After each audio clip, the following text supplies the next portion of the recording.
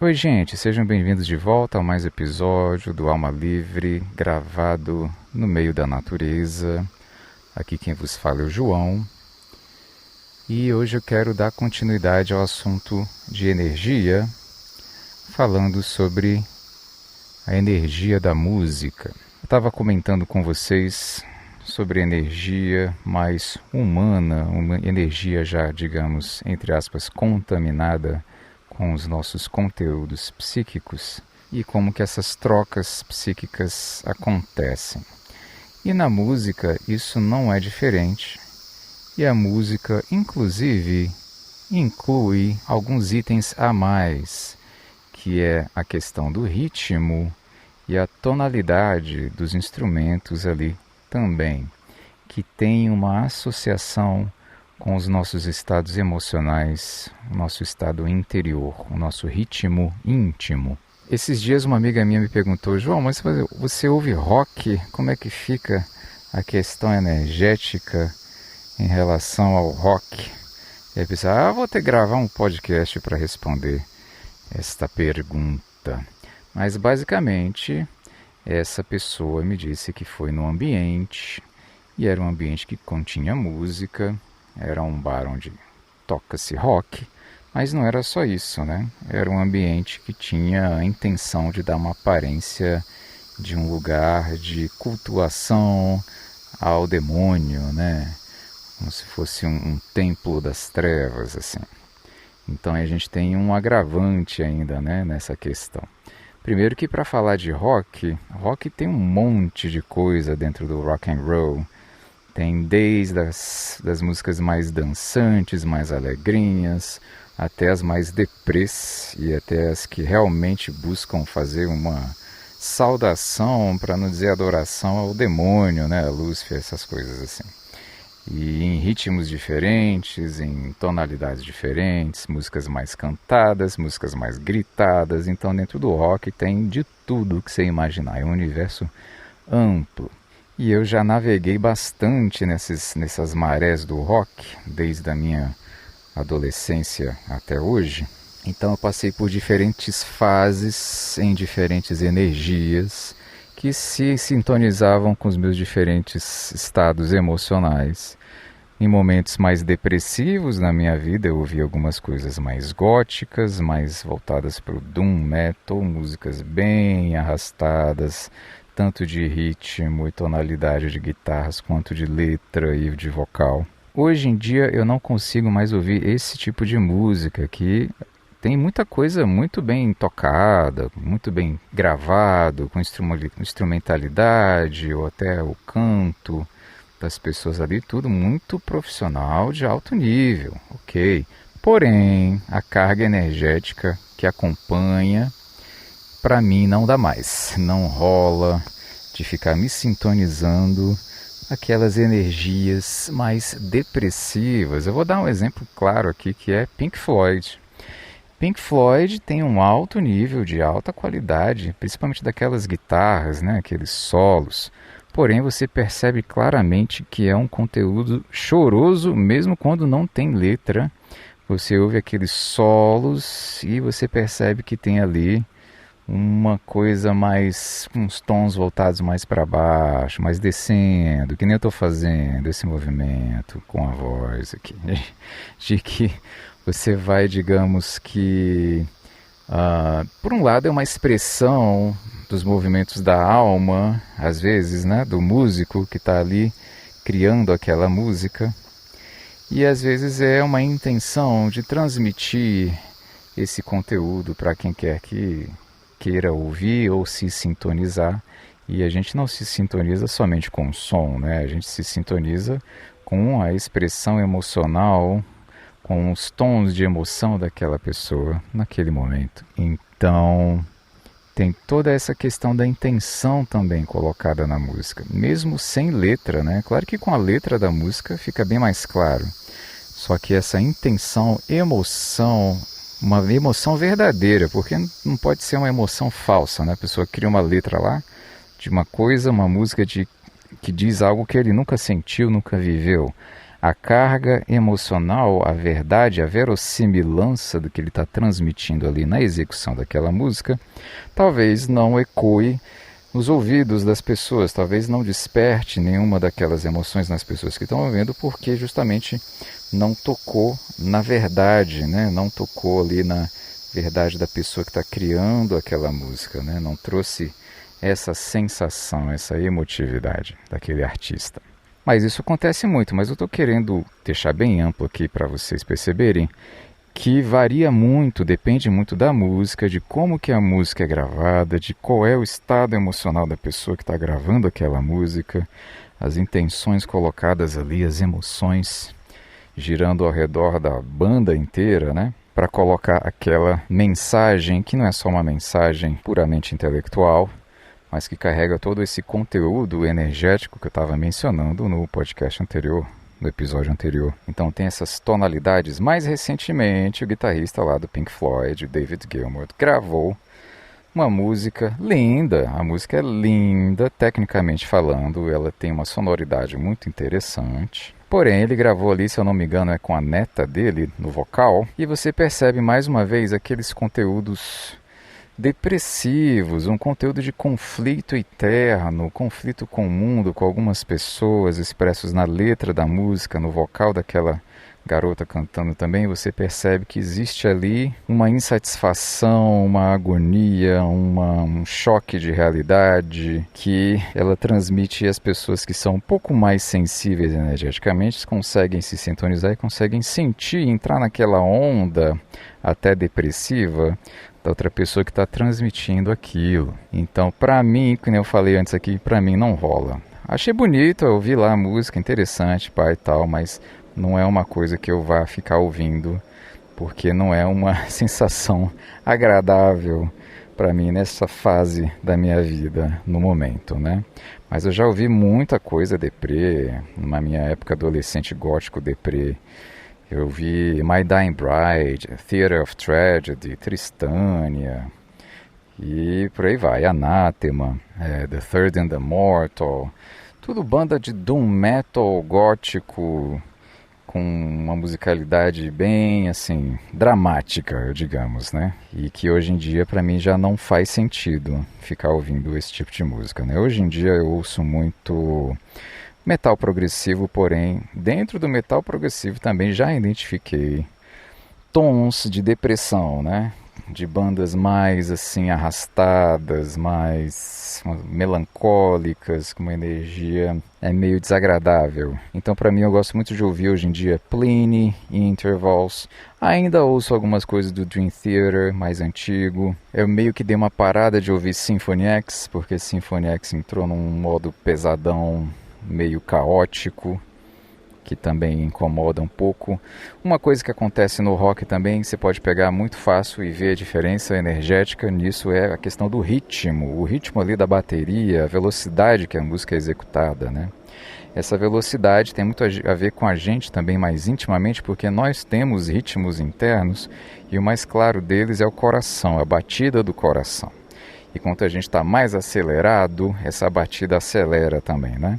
Quando a gente está mais ansioso ou está fazendo algum exercício físico, correndo, a gente entra no processo de aceleração, que se reflete aí em termos de batidas do coração. Então, quando a gente pega uma música mais agitada, mais acelerada, a tendência a ter um impacto sobre a gente nesse sentido de aceleração também.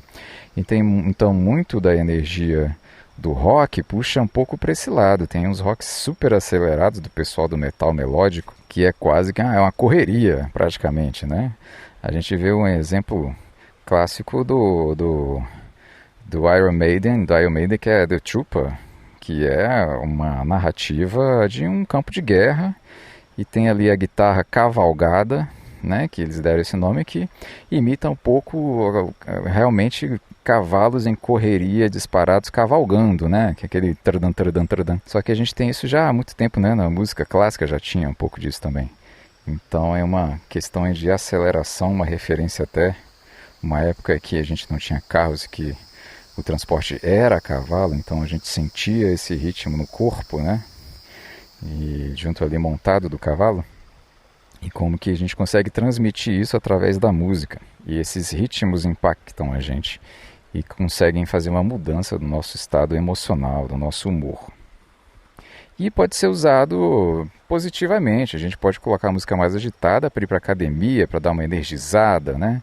E aí, de novo, o rock e o heavy metal tem muito disso, né? De trazer uma sensação de força, de empoderamento, de atitude, de proatividade, de energia, de ação, que se assemelha um pouco, até eu diria, pontos de Umbanda, pontos de Ogum, que é a coisa mais de força. Ogum é o general da Umbanda, de atividade, de atitude, proatividade, de fazer, de realizar, fazer acontecer. Então eu sinto que boa parte das músicas de metal mais pesadas, mais proativas, tem essa energia de fundo. Claro que aí, a gente tem vários tons, várias tonalidades, várias nuances que a gente pode ir percebendo em diferentes músicas. Então essa questão da energia da música está presente há muito tempo na humanidade. É por isso que existem os mantras, que os mantras têm essa intenção de fazer com que a gente se sintonize com um determinado conteúdo psicológico, energético e nos colocar em sintonia, trazendo e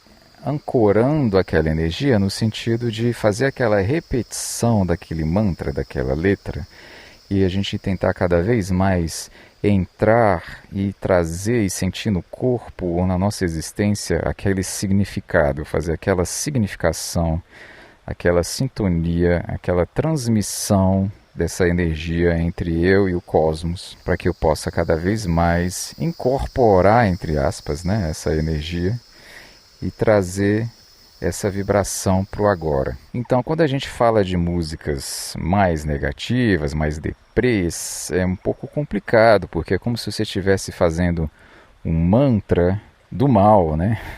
Um mantra, digamos que você pega ali uma letra bem de sofrimento, e aí você repete, ouve, você vai fixando aquilo, habituando a sua consciência àquilo, criando o ambiente energético à sua volta dentro daquilo, que depois vai ficando mais difícil de sair, né?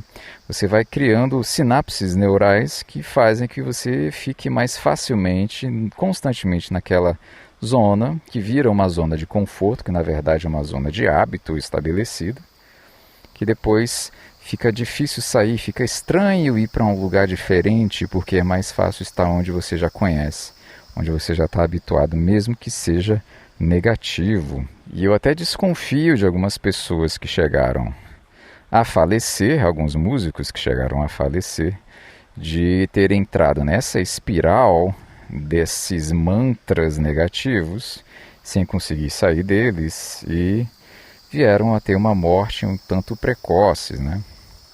Eu vou citar 3 sem querer causar polêmica. Isso aqui não é um julgamento moral sobre a personalidade de ninguém.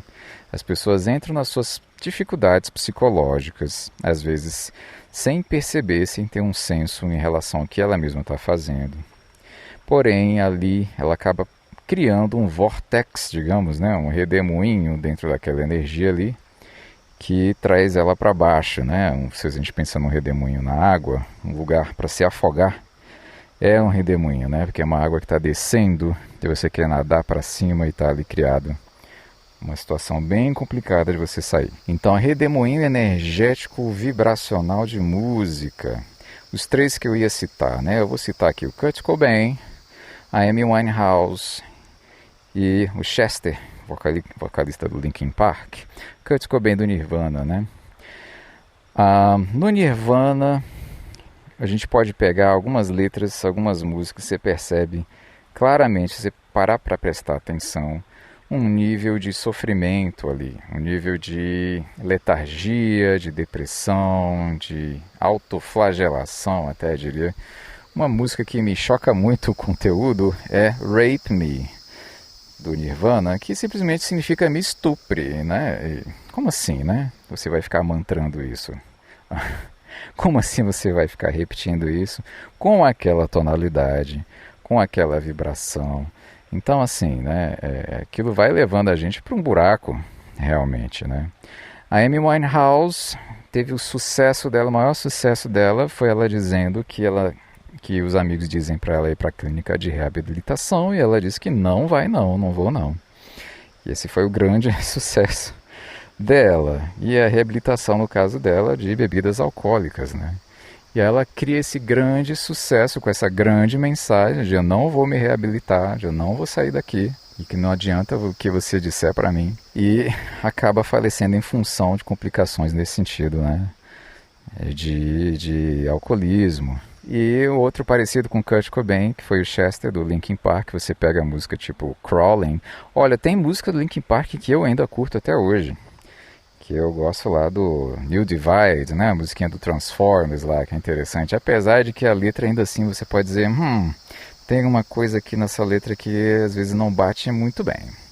Mas músicas do tipo Crawling, que ele fala, né, que algo se arrasta debaixo da pele dele, aquela dor que não sara, e ele gritando, exclamando aquilo, aí, mais uma vez, vira um mantra das trevas, né? Que você percebe o conteúdo ali energético complicado. Linkin Park voltou agora, e aí o Linkin Park dá para fazer uma análise interessante da questão energética da música, né?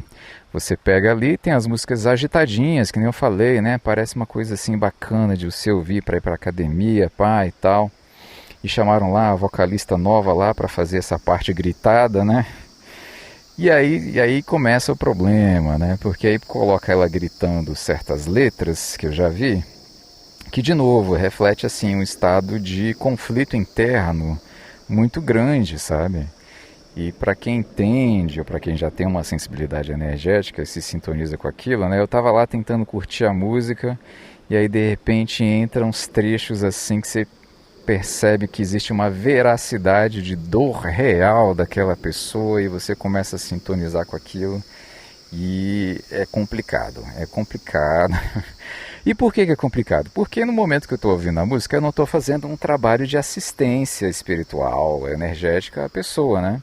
Quando você é um médium, trabalha numa casa espírita ou um bandista ou o que for, de doação de energia para ajudar alguém, é muito possível que você receba pessoas, consciências encarnadas ou não, espíritos ou pessoas, né, físicas, em estados de sofrimento e que você vai transmitir a sua energia e na hora que você entra em contato com essa pessoa que está nesse sofrimento, você vai sentir aquele impacto temporário ali, que é uma tentativa de, ok, você está um pouquinho melhor, a outra pessoa está um pouquinho pior, de tentar equilibrar a energia de vocês dois para outra pessoa sair dali um pouco melhor e você um pouquinho sugado, né? Só que aí você depois se restabelece, guias espirituais ajudam você a se restabelecer nesse tipo de trabalho espiritual.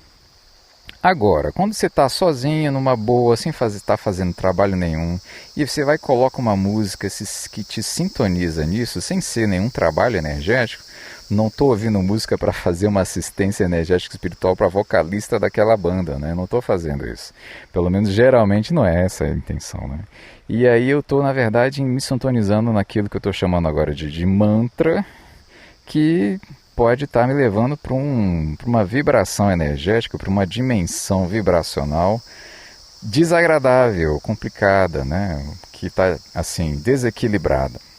Então, tem várias nuances nessas questões, né? Que nem eu falei, às vezes a tonalidade da música está de um jeito bacana e entra um vocal e você percebe, opa, entrou uma energia de uma pessoa nessa música que eu preciso levar em consideração. Mas, porém, eu ainda escuto algumas coisas, né, mais pesadas, como eu já falei, eu comentei.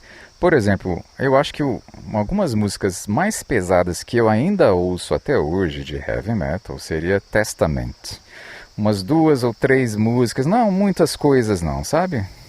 Porque assim, tem algumas bandas, eu acho que Testament é uma delas, que puxam death metal, meio black metal, que tem uma questão de conflito que não é nem interno, é uma declaração de guerra ao inimigo, sabe?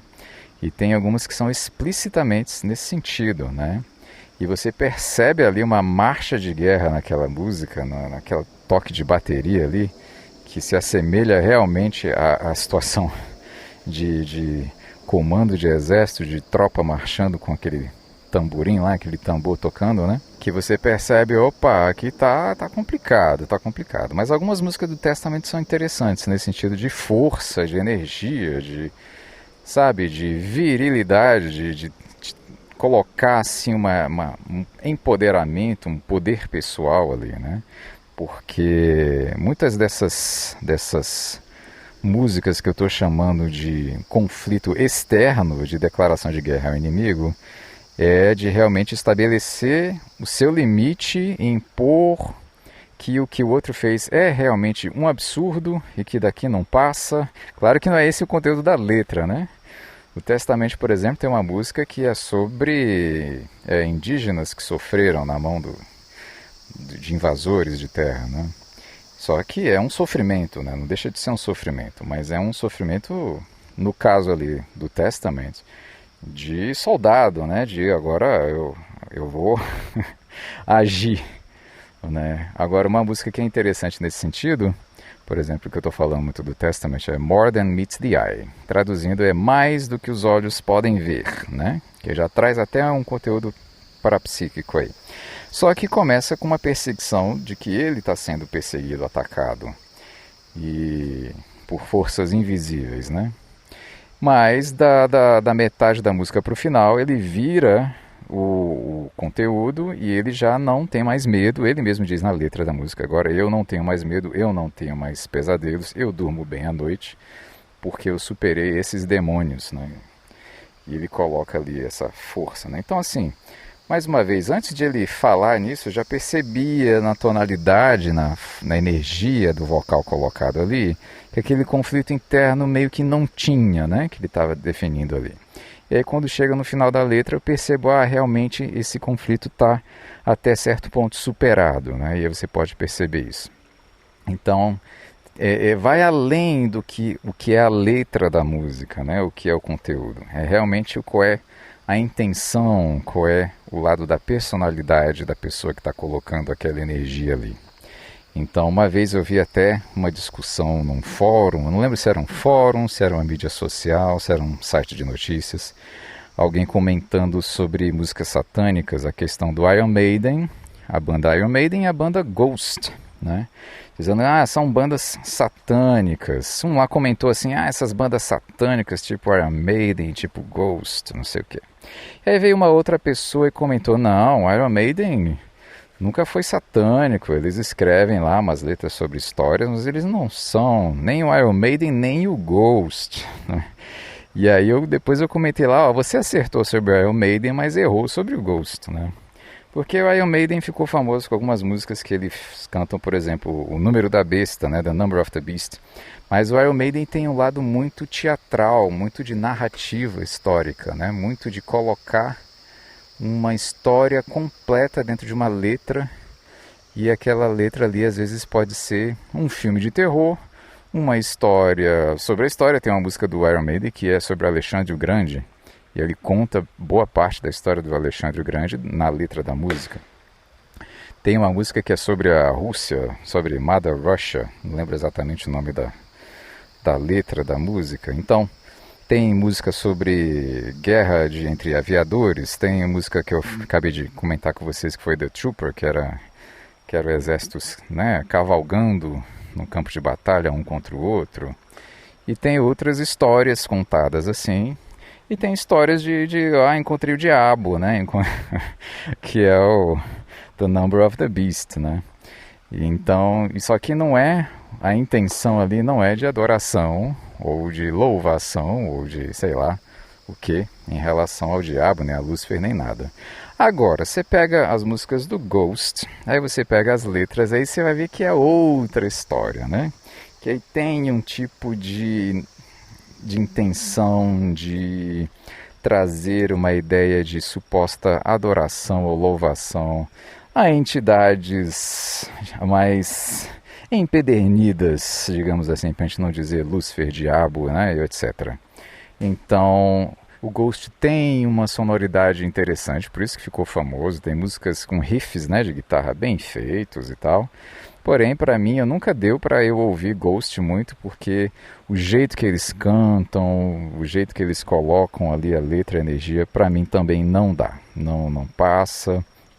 E talvez se fosse lá na minha época gótica que eles tivessem surgido, talvez eu até tivesse curtido, mas aonde eu estou hoje não dá para sintonizar com essa galera, assim. Então é mais complicado mesmo. Então sempre assim a gente tem que, sabe, não colocar todo mundo no mesmo saco, não fazer uma generalização, porque provavelmente que a gente esteja colocando uma discriminação na generalização e já descartando, pulando para conclusões com julgamentos precipitados sobre supostas energias das pessoas. Aliás, eu até gravei já um episódio aqui no podcast sobre intuição, que na verdade, às vezes a intuição da pessoa é um pré-conceito, é um pré-julgamento, né? Ela bateu o olho, não vi direito, já não gostei.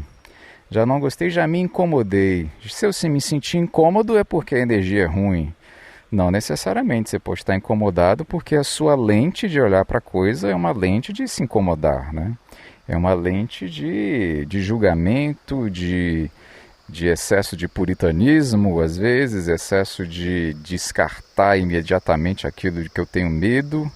Então, medo ali também ao desconhecido, que pode estar gerando um desconforto, um desequilíbrio emocional interno que pode não ser daquilo que você viu, pode não ser da outra pessoa. Então, é complicado a gente lidar com questões de intuição por causa disso, né? Porque a gente precisa estar sempre lúcido de nós mesmos, do que a gente está fazendo ali, porque é muito difícil ficar neutro frente às situações, 100% neutro, só observando para ver o que chega, porque a energia do outro vai sempre interagir com a minha, com as minhas concepções, com as minhas ideias, preconcebidas ou não, bem pensadas ou preconcebidas, sobre o que é o bem, o que é ser bom. E eu posso me chocar com aquilo que é diferente do que eu estabeleci como regra, né? Então é sempre bom ficar observando as próprias regras. Não é que a gente tenha que jogar fora todas as regras, mas sempre ficar repensando, às vezes colocar de lado um pouco para depois pegar de volta. Não precisa jogar fora. De repente, não, deixa eu abrir mão aqui, deixa eu observar e confirmar se aquilo que eu conheço ainda tem validade nesta situação, né? Aquelas conclusões que eu tinha, se são válidas neste momento aqui, né? E aí pegar e, né, ter esse raciocínio, ter esse pensamento crítico é sempre interessante para a gente não se fechar ao novo, ao desconhecido, ao conhecimento, a aprender, a desenvolver, a enriquecer cada vez mais o nosso repertório de consciência, de parapsiquismo até, eu diria, nossa percepção de nuances, né, de coisas mais sutis que a gente não está vendo ali, ao invés de simplesmente fechar uma porta, fechar não vi, não gostei e descartar imediatamente tudo que está ali, né? E isso a gente pode fazer facilmente com música também, né? A gente fecha uma porta, coloca um rótulo e acabou, né? E fechou, e é isso, a verdade é essa, e eu acho que eu sou dono da verdade, e que outros julgamentos, outros pontos de vista são equivocados. Agora, uma coisa que eu não falei, que é a questão do ambiente, né? A pessoa chegou no ambiente, o ambiente está com aquela informação, aquela tonalidade energética. Então as pessoas que decoram o ambiente, ou frequentam aquele ambiente, vão criando um padrão vibracional energético naquele local que vai se impregnando ali, criando o que muita gente chama de egrégora, né? Então, por isso que muitas vezes a gente chega no ambiente e se sente incomodado com ele, mas mais uma vez é importante verificar a nossa própria interação com aquele ambiente, porque às vezes é um ambiente positivo e eu estou negativo, aí eu estou incomodado, eu quero sair correndo do ambiente positivo. Mas o mais comum é que a gente perceba que o ambiente está carregado, está mais pesado e você realmente queira se retirar e ver que ali não está legal a energia e você realmente não combine com aquele padrão e queira se retirar.